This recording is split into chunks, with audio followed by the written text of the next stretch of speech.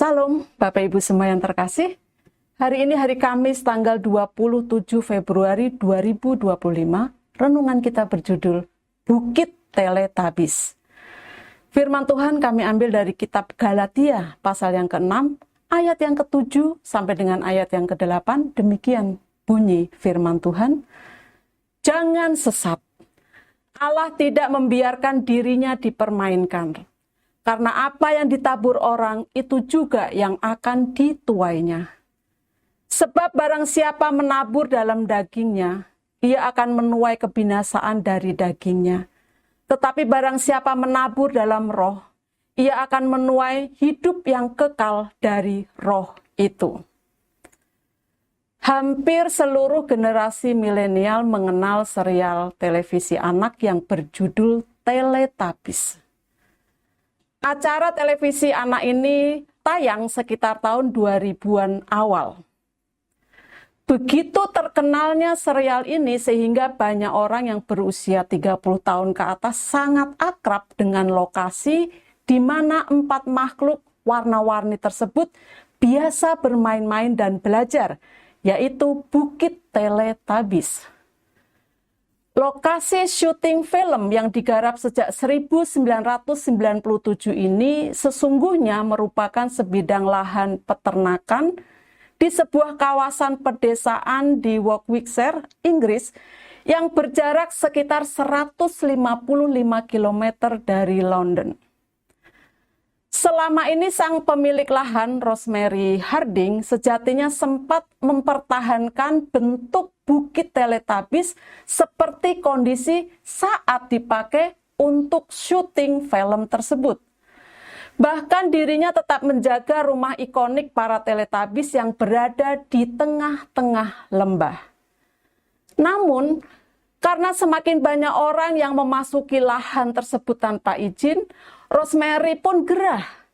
Ia merasa terganggu karena orang-orang tersebut memasuki lahan miliknya dan mengganggu ternaknya yang sedang merumput di situ.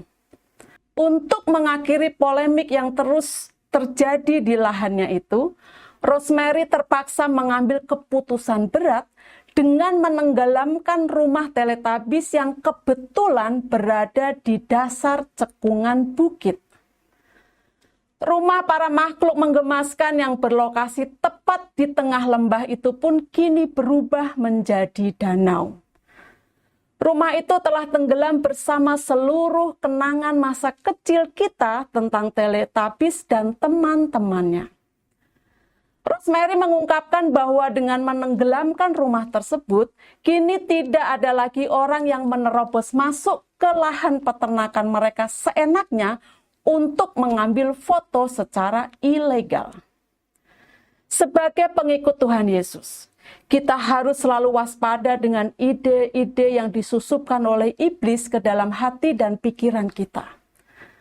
Sama seperti Rosemary yang mengambil tindakan tegas untuk menghentikan orang-orang yang masuk secara ilegal ke lahannya dan mengganggu hidupnya, kita pun harus berani mengambil tindakan nyata untuk melawan serangan iblis yang tidak pernah lelah untuk memasuki pikiran kita secara ilegal dan membagikan ide-ide jahat dan yang tidak berkenan di hati Tuhan.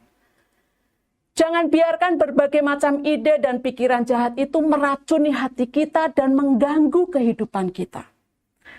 Jika kita membiarkan semua hal tersebut bersemayam di dalam hati dan pikiran kita, maka lama-kelamaan kita akan terbiasa dengan semua hal itu dan membiarkannya menguasai hidup kita.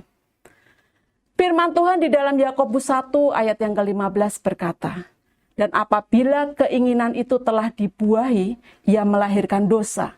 Dan apabila dosa itu sudah matang, ia melahirkan maut." Tenggelamkan, bahkan hancurkan semua pikiran dan ide-ide jahat dari iblis tersebut dengan firman Tuhan dan doa. Bersihkanlah hati dan pikiran kita dengan firman Tuhan, serta dengan mengikuti pimpinan Roh Kudus, dan penuhi dengan perbuatan yang baik dan benar. Kata-kata bijak.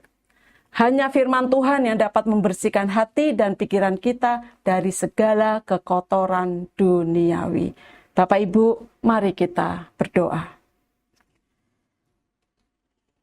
Tuhan Yesus, aku mau mengisi hati dan pikiranku dengan firman-Mu. Bantu aku untuk menepis dan menghancurkan setiap bisikan si jahat. Dalam nama Tuhan Yesus aku berdoa dan bersyukur. Amin. Puji Tuhan, kiranya renungan hari ini menjadi berkat bagi Bapak Ibu semua. Tuhan Yesus memberkati.